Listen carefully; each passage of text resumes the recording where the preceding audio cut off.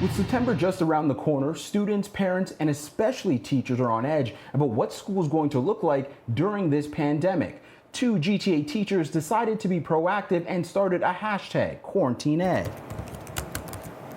Now, the two did this as a way to bring teachers together to try and figure out how they're going to teach during this new normal. You know what, to be completely vulnerable and honest with you, I'm definitely anxious. It's a feeling being voiced by many teachers as the province continues to adjust what school will look like in the fall. Because of that, the two decided to start a collective online to help each other and others navigate curriculums and teaching advice.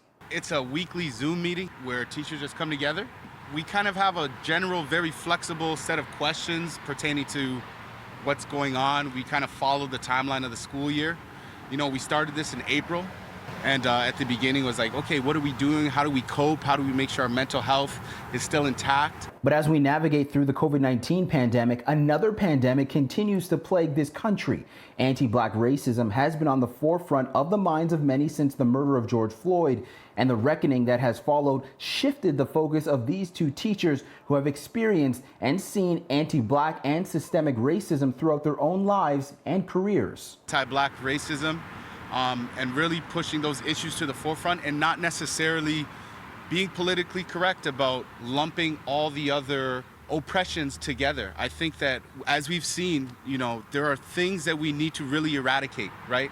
And for me personally, part of why I got into education is because I think school is like the pillar of changing that for a culture moving forward. The two men, who are proud to be Black teachers and break down barriers and stereotypes themselves, are hoping that their work will protect the conversation surrounding anti-Black racism and steer it away from becoming a buzzword.